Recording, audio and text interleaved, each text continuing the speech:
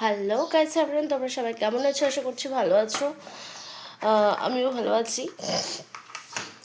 প্রচণ্ড সত্যি কাশি হয়ে আছে আমার। তো যাই হোক, আমি এখন বেরোচ্ছি ছেলেকে নিয়ে। ছেলের স্কুলের ইউনিফর্ম বানাতে দিতে যাব।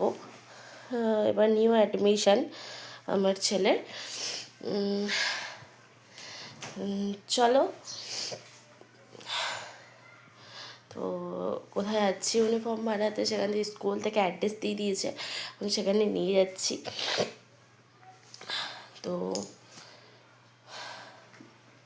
চলো, তোমাদের বাকি ভিডিওটাও দেবো।